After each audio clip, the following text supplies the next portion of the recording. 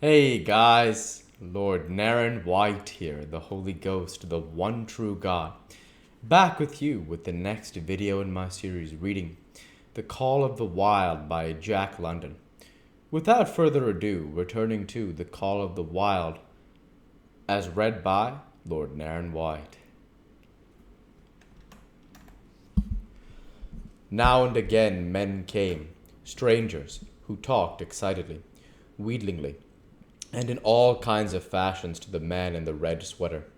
And at such times that money passed between them, the strangers took one or more of the dogs away with them. Buck wondered where they went, for they never came back. But the fear of the future was strong upon him, and he was glad each time when he was not selected. Yet his time came in the end, in the form of a little weazened man who spat broken English and many strange and uncouth exclamations which Buck could not understand. "Sacredom!" he cried when his eyes lit upon Buck. "That one damn bully dog, eh? How much?" 300 and present at that, was the prompt reply of the man in the red sweater. "And seeing it ain't government, seeing it's government's money, you ain't got no kick coming, eh, Peralt?" Peralt grinned, considering that the price of dogs had been boomed skyward by the unwanted demand. It was not an unfair sum for so fine an animal. The Canadian government would be no loser, nor would its dispatches travel the slower. Peralt knew dogs, and when he looked at Buck, he knew that he was 1 in 1,000. 1 in 10,000, he commented mentally. Buck saw money pass between them, and was not surprised when Curly, a good-natured Newfoundland, and he were led away by the little weazened man. This was the last he saw of the man in the red sweater, and as Curly and he looked at the receding Seattle from the deck of the Narwhal, it was the last he saw of that warm Southland. Curly and he were taken below Perrault and turned over to a black-faced giant called Francois.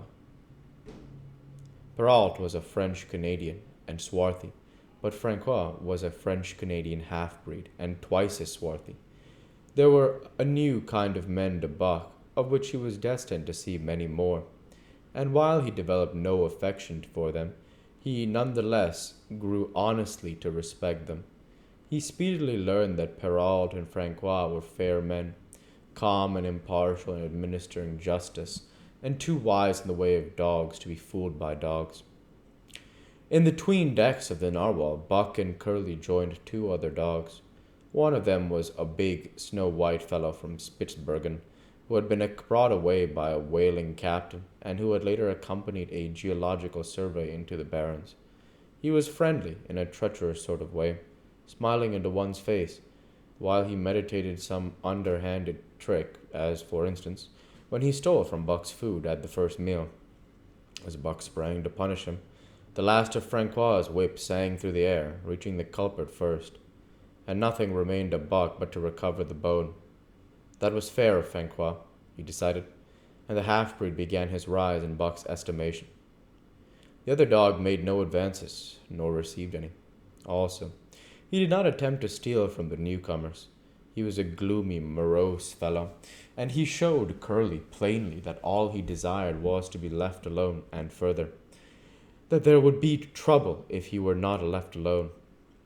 Dave, he was called, and he ate and slept, or yawned between times, and took interest in nothing, not even when the Narwhal crossed Queen Charlotte Sound, and rolled and pitched and bucked like a thing possessed. When Buck and Curly grew excited, half wild with fear, he raised his hand as though annoyed, favored them with an incurious glance, yawned, and went to sleep again. Day and night the ship throbbed to the tireless pulse of the propeller, and though one day was very like another, it was apparent to Buck that the weather was steadily growing colder. At last, one morning, the propeller was quiet, and the Narwhal was pervaded with an atmosphere of excitement. He felt, as did the other dogs, and knew that a change was at hand. Francois leashed them and brought them on deck. At the first step upon the cold surface, Buck's feet sank into a white, mushy something very like mud.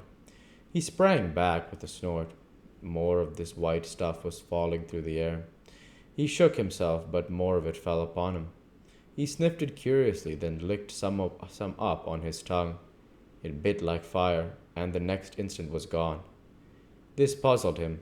He tried it again with the same result. The onlookers laughed uproariously, and he felt ashamed. He knew not why, for it was his first snow. Chapter 2. The Law of Club and Fang. Buck's first day on the Dia beach was like a nightmare. Every hour was filled with shock and surprise. He had been suddenly jerked from the heart of civilization and flung into the heart of things primordial. No lazy, sun-kissed life was this, with nothing to do but loaf and be bored. Here was neither peace, nor rest, nor a moment's safety. All was confusion and action, and every moment life and limb were in peril. There was imperative need to be constantly alert, for these dogs and men were not town dogs and men. They were savages, all of them, who knew no law but the law of club and fang. He had never seen dogs fight as these wolfish creatures fought, and his first experience taught him an unforgettable lesson. It is true it was a vicarious experience, else he would not have lived to profit by it. Curly was the victim. They were camped near the log store where she, in her friendly way, made advances to a husky dog, the size of a full-grown wolf, though not half so large as she. There was no warning, only a leap like a flash, a metallic clip of teeth, a leap out equally swift, and Curly's face was ripped open from eye to jaw.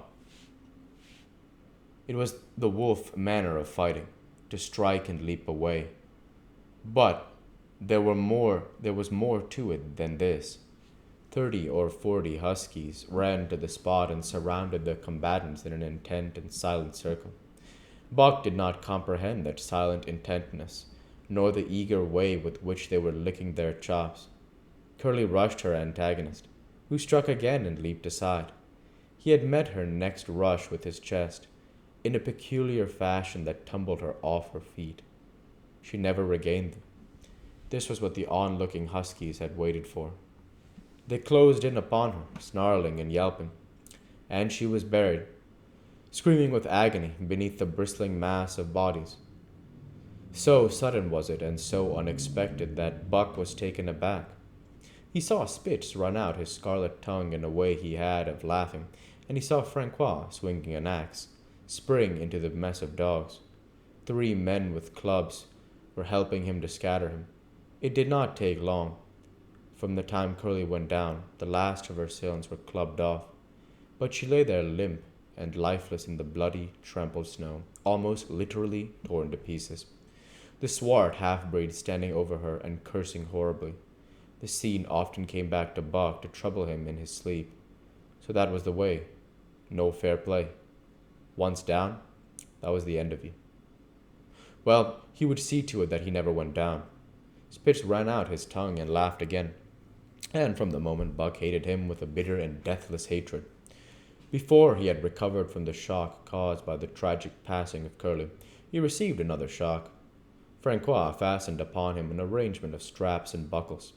It was a harness, such as he had seen the grooms put on the horses at home. And as he had seen the horses work, so he was set to work, hauling Francois on a sled to the forest that fringed the valley, and returning with a load of firewood. Though his dignity was sorely hurt by thus being made a draught animal, he was too wise to rebel. He buckled down with a will and did his best, though it was all new and strange. Francois was stern, demanding instant obedience, and by virtue of his whip receiving instant obedience, while Dave, who was an experienced wheeler, nipped Buck's hind quarters whenever he was in error. Spitz was the leader, likewise experienced, and while he could not always get at Buck, he growled sharp reproof now and again, or cunningly threw his weight in the traces to jerk Buck into the way he should go. Buck learned easily, and under the combined tuition of his 2 mates, and Francois made remarkable progress.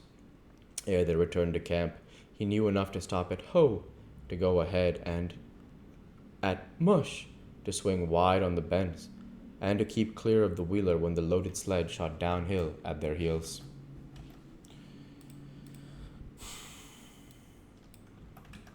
We'll go ahead and stop there for this week. As usual, I want to say thank you for watching, and I hope you enjoyed. Please like, comment, and subscribe as it greatly helps the channel. Light be with you all. Take care, and thanks again.